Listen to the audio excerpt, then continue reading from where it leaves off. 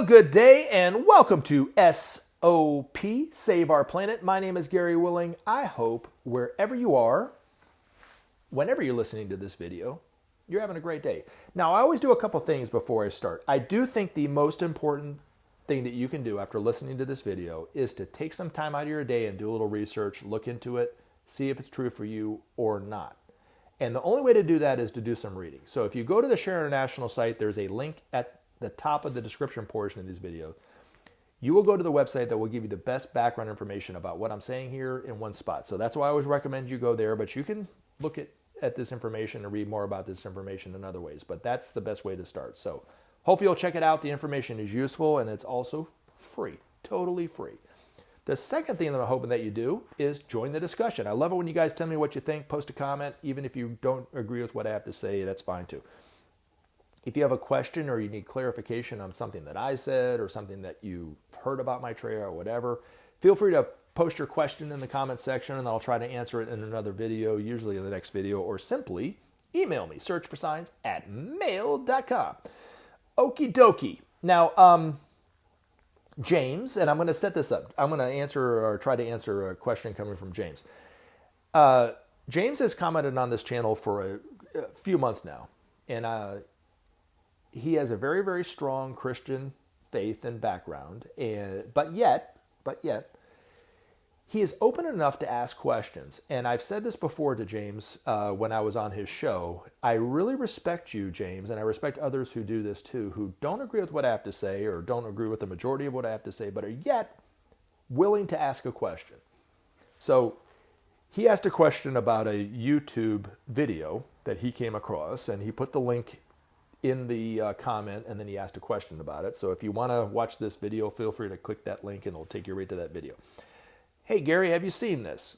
I can't verify it's real, but they are speaking about Maitreya. If it's real, is that an ascended master? So, James, I didn't listen to the whole video because it was quite long, and I know initially, at least for a few minutes, they were going back and forth about what they do for the channel and how excited they were to be a part of that project and so forth. And I don't know if there was anything said during there that I needed to hear, but I skipped through that.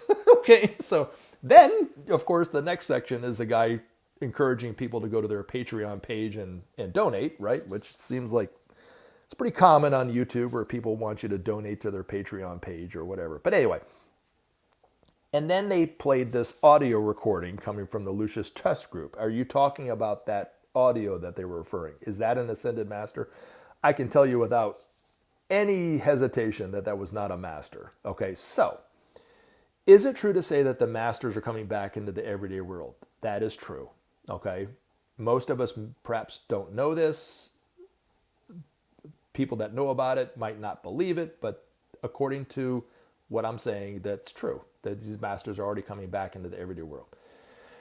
Some of them are in some major cities like London, New York, LA, San Francisco, Beijing, Tokyo, Darjeeling, Moscow, Rome, Geneva.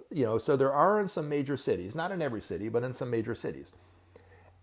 Maitreya is the only master who is giving any kind of direct information to humanity at this time through our media.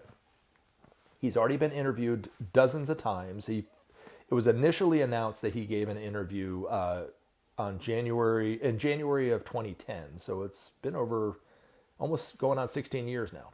Okay. Now, Maitreya is not using his name, will not use his name until the day of declaration. And then we will all know at one time that is Maitreya. So when asked if that's Maitreya, because there will be people who perhaps already have or will in the future, ask him if he is Maitreya or he is the one that Benjamin Creme was referring to, he will neither confirm it nor deny it. So someone like Raj Batal, who was thought to be Maitreya, when he came out and forcefully said he was not Maitreya, well, that's pretty clear. I mean, he was saying he wasn't Maitreya, so he's not Maitreya. And Benjamin Creme even had to come out and say he was not Maitreya. And even after Benjamin Creme said it, people still believe that was Maitreya. And then anybody that says they are Maitreya now is not Maitreya either. Okay, and I know there are people who think they're Maitreya, and I get them all the time on this channel, but they're not Maitreya either. Maitreya will not use his name. And there's a reason why, very specifically, and I can kind of tell you from my own understanding, it's very simple. He wants you to listen to what he has to say and be honest with yourself. Do you agree with him or not? It's that simple. And Benjamin Creme's own master said when he started to give interviews in our media in the United States and around the world, that the response from humanity was mixed. There were some people who were very interested in what he had to say and were like, yes, I agree with this. This is kind of what I've been thinking. And then there were other people that were like, no, this doesn't go along with my plans. And so they didn't like it.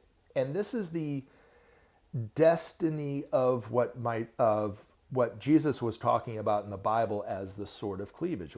It's separating humanity. And we have to have this experience so that we can make a choice.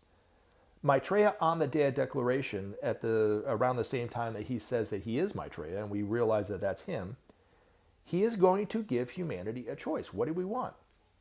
Do we want a future for humanity, or do we not want a future for humanity? He's going to show us exactly what the outcomes of our choices will be, so we'll know. We won't have to guess or gainsay it. But he'll say, if we continue on the way that we are doing, we will destroy our only planet, either militarily or because we won't save the environment in time. If we try the principle of sharing, it will bring about justice and goodwill, and then we'll start to solve these problems in the world. And then eventually the future for humanity will be quite different than it is today. We will be living in a world where we have no fear from one another. We will be living in a world where we'll be creating for ourselves. We'll know the divinity of who and what we are. We'll see the oneness in all of humanity, and there will be no war. There'll be no crime. There'll be no starvation. There'll be no poverty. None of that. There'll be no injustice in the world. There'll be justice all over the world. We'll see that kind of future. And then we'll have to make a choice. What do we want? Do we want to try the principle of sharing and see if we can get a future, or are we just going to continue on the way that we're doing? And there will be some that will say, I don't want the principle of sharing. I want to continue on the way that we're doing. But there will be enough of us that will see the truth in what he's saying, and that voice will be stronger than the other. Because Maitreya already says that we will make the right choice, because he already knows that we'll make the right choice.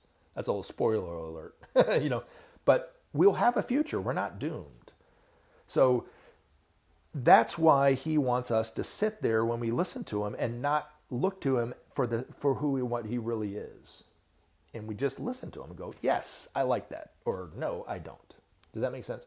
But up until that point, to get back to your question, even though there are some masters in some major cities, they will never, ever, ever, until Maitreya is out known for who he is, and then they are introduced, be known for being a master. Will be recorded in that way. Will have any information about what they know and their teachings leaked to the public. It won't happen. Okay? So these masters, a couple things about them. They work in group formation, and they have group consciousness, and not one of them will overstep their bounds and get ahead of Maitreya. Okay? They don't compete like that. The other thing is, they are totally aware of what's going on all around the world at any given moment. So if somebody were to try to pull a camera on them and record them or something like that in a room, they would already know what's about to go down. Okay? So the times that I saw Maitreya, I literally never had a thought to film him or take a photo of him until after he was gone. Now, it's not to say that these masters, and some of them are living in major cities, are appearing to ordinary people as familiars, like which happened to me, and thousands of other people. The Master Jesus is in Rome, and many people have already seen a familiar of him and interacted with him in that way. But those same people don't know where he is in Rome, and haven't heard him as he is in Rome. Does that make sense? Just as we haven't really heard, I haven't really seen I have never gone to London and seen Maitreya give a speech or a talk. I know of people who have, but I haven't seen him. The times that I've seen him, he looked like however he looked. Does that make sense? And I know you know this, James. I'm just telling this to other people too, right? So But there won't be any recordings of these masters. There won't be any teachings of these masters. There won't be anybody who knows who these masters are, because I'm sure there are people in these cities who know these masters because they are conscious disciples of these masters. But they themselves won't even let it leak in any way that the Master Jesus said this, or this master from New York is living in Yonkers, or whatever. I'm not saying he is. I'm just using that as an example, right? Yeah, they won't let it slip in that way. So there won't be any recordings. Now, this person on this video was a person, a part of the Lucis Trust Group. And then I'm assuming it was somebody, a part of this channel maybe, was recording it and was kind of conducting some religious espionage in that way. I guess some people have done that with Benjamin Creme too, and some of his lectures. They've recorded him and plastered what he said out on the internet, or how he was saying it, because he was being overshadowed by Maitreya at the time or something like that. And they just had a little snippet of it, and their prejudice and their fear kind of take hold, and they say all sorts of things, and they already know what the intention of this group was. What they were saying, the intention of this Lucis Trust Group is nothing to do with what they were doing, because they don't know them. It was just their prejudice and their fear. Their fear that the Lucis Trust Group has any kind of political weight in the world is really ridiculous. The Christians and the churches in the main have way more influence on political affairs today and geopolitical affairs today than the Lucis Trust Group will ever have, or the Share International Group will ever have. I was never a part of the Lucis Trust Group. I, for years, was a part of the Share International Group, and I can tell you with certainty that we had no influence on any politician whatsoever, or anything in that regard, like they were afraid of.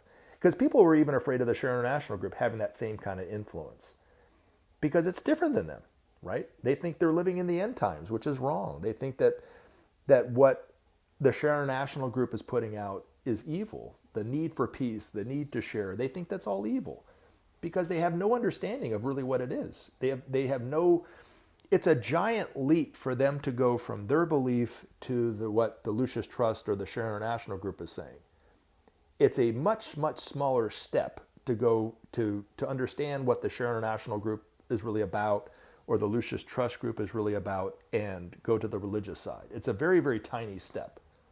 That's why I understand when people come to me with their religious concerns, it's very easy for me to understand what they're saying, where it's very difficult for them to see my side of it. Does that make sense?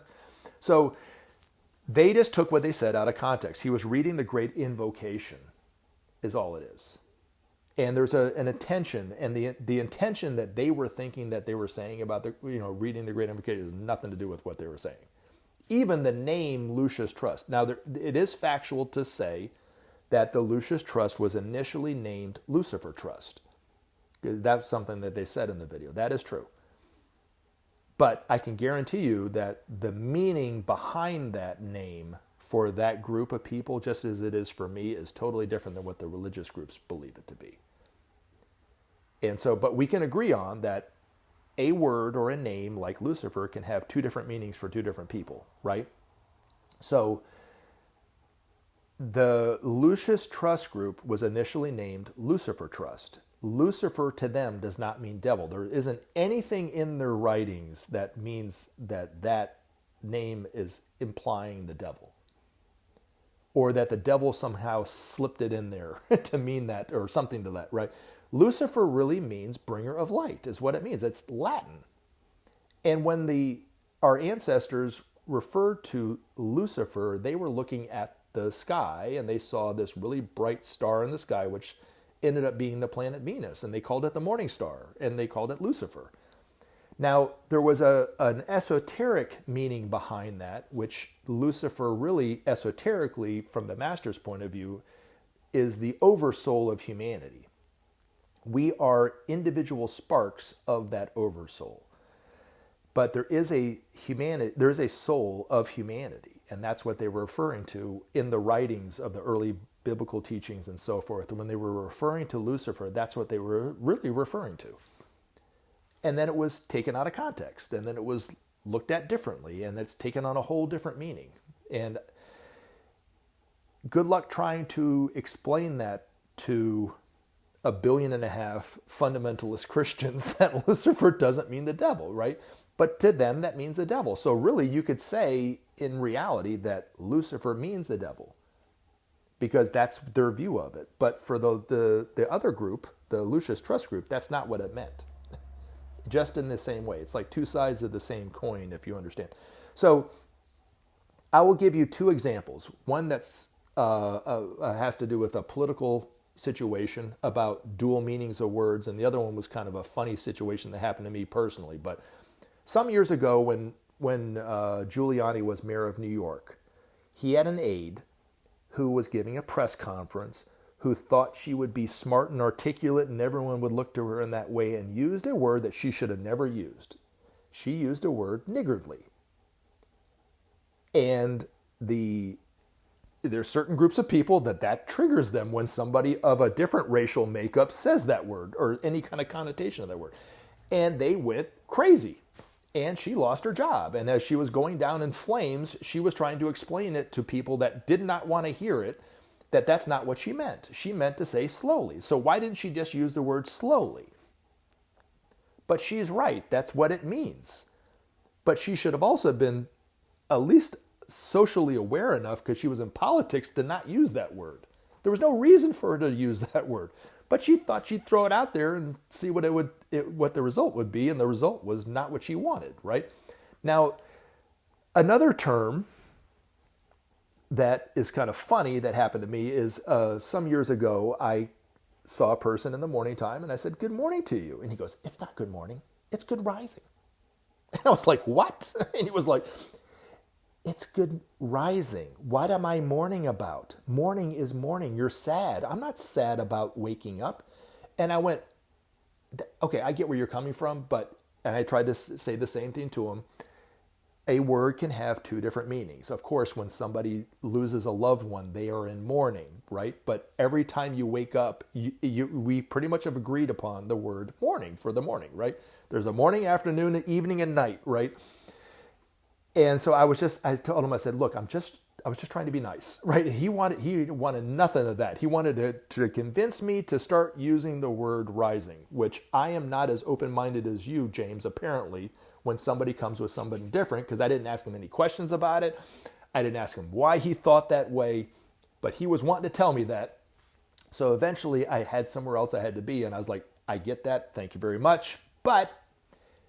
And I sarcastically said to him, maybe I shouldn't have said this. I said, "If you can get the other 1.5 billion or 2 billion English-speaking people to use that word good rising instead of good morning, then I'll go along with it. But be that as it may, have a good day," is what I said to him. And that was about the end of it. So words can have two different meanings. So these people were triggered by somebody decades ago using the word Lucifer to mean something. You know what I mean? And I don't think, I'm trying to remember where I heard this, but what I heard was Lucifer, the connotation that it meant the devil, didn't really come about until just a few decades ago, or wasn't really popularized. I guess there were people probably thinking it already, but it wasn't popularized. So maybe, just as a theory, the Lucis Trust Group, when they named themselves Lucifer Trust, it wasn't that big of a thing. And then it all of a sudden changed connotation, and they got a lot of backlash, so they had to change their name. So hopefully that puts some concern about that to rest. But that's what that group was very concerned about. They were utterly convinced that he was talking about the devil. But here's what I wanted to say too about that. So I did a little research, James, to kind of prove my point that actually there were three things that came up where Jesus was referring to himself, or at least it was written that Jesus said this, was referring to himself as the morning star, which the morning star is Lucifer, right? So Jesus said in Revelations 22:16, "I, Jesus, am the root and the offspring of David and the bright morning star." Revelation 2:28, Jesus promises the morning star to the faithful. "I will also give them the morning star." Revelation 2:28. And then in a roundabout way, 2 Peter 1:19, Jesus says, or Peter said that Jesus said this, I guess, until the day dawns and the morning star rises in your hearts. So people take things out of context all the time. Unfortunately, in this case, there was kind of a clash between two different meanings of the same word, right? But the thing about the Bible that really is, I think, the real problem. So, like, for one thing, like this group talked about sin. Talked about Jesus is here to forgive us of our sins, like so many Christians believe. But when you really read the Bible, from this standpoint, you can kind of see what I'm talking about. So, like, for instance, one instance in the Bible, Jesus was healing people on the Sabbath. And according to the Old Testament, if you did anything on the Sabbath, you were actually supposed to be stoned to death. And Jesus was healing the people. And the Pharisees were trying to entrap him, of course, and say, you're healing on the Sabbath, right? What is Jesus' response? And I know you know this, James, but he said, God made the Sabbath for man, not man for the Sabbath. And if you want to take it a step further, I think you could even say that God made the 10 Commandments for man, not man for the 10 Commandments. And if you take, and I talk about this from time to time, when Paul wrote about love, and he said, owe no man anything but to love them, because when you love them, you literally cannot steal. You can't kill somebody. You can't harm anybody. You can't even want what they have. And he even went on to say that the greatest commandment is to love one another as thyself. So if you truly love in your heart another and you see them as yourself, you're starting to become self-realized, you don't have to worry about the 10 Commandments. You won't do any of that stuff. So, but yet people get caught up in, thou shalt not sin, thou shalt not, kill, thou shalt not, I'm not sin, but thou shalt not lie or whatever. If you, like I said, if you love someone, just as Paul said, you literally cannot do any of that stuff. And then if you look at what Jesus said, what you sow shall you reap, talking about the law of cause and effect, you won't want to harm somebody because you understand that harm comes back to you. You literally won't harm anybody, whether it's by thought, word, or deed. And you'll do everything you can not to think harm towards someone or say harm towards someone or physically do a harm towards someone because you know it's going to come back to you. So what is the point of even remembering the 10 Commandments? What's the point of that? That's my view on it. But people get caught up into this stuff. Do you understand? So, and then the other thing, when they talked about the end times, people love to talk about the end times. We are not in the end times. There's no such thing as the end times. The world is not doomed. Even though Maitreya says without sharing there can be no justice, without justice there can be no peace, without peace there can be no future, that is true. But he also knows that we will make the right choice. We're going to try the principle of sharing because we're going to see just how important peace is. And this is something that just happened to me yesterday, actually. So, I have a brother who's very right-wing.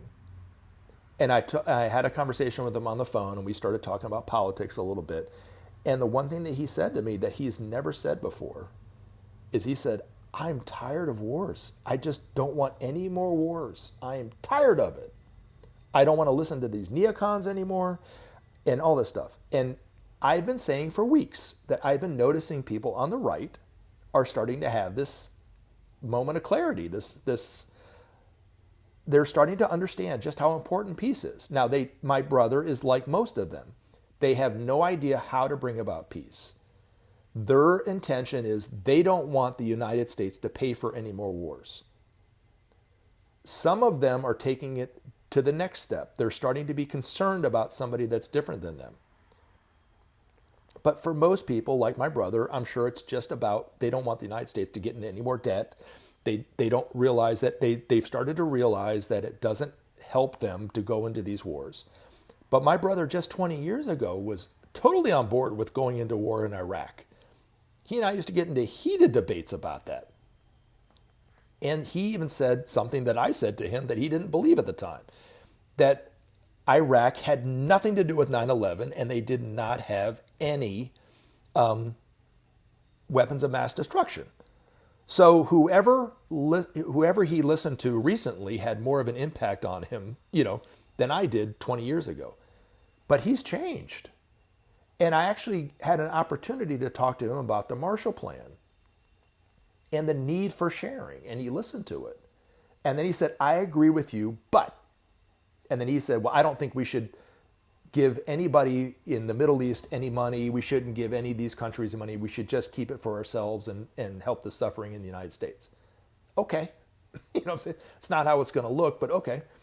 But he went from wanting war, thought it was a great thing, to wanting peace, but didn't know how to get there. Well, that's where most people are.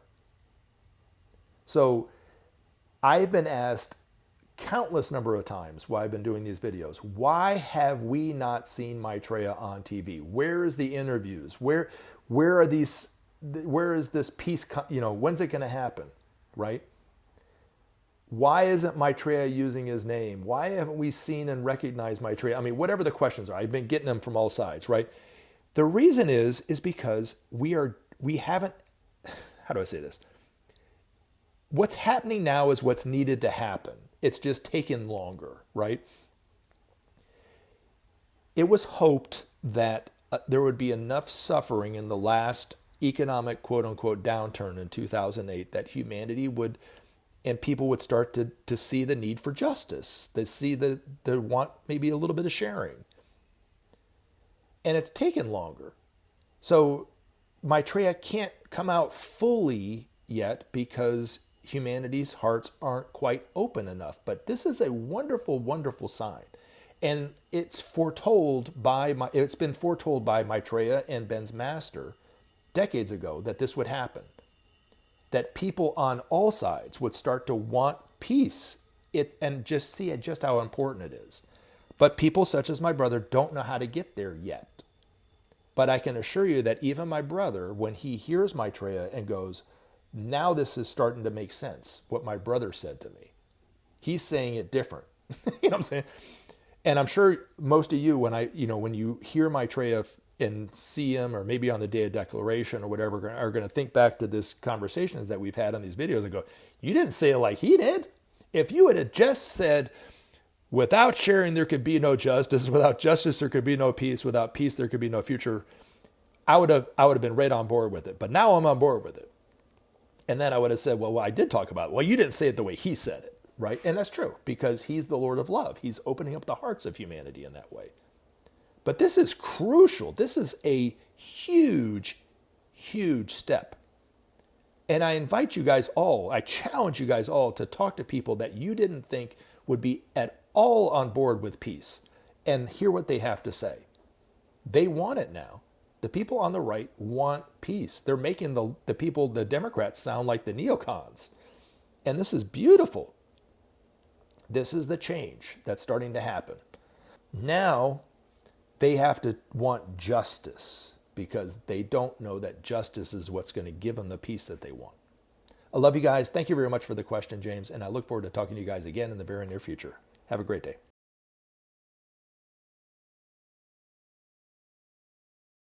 Remember to take action and help SOP save our planet.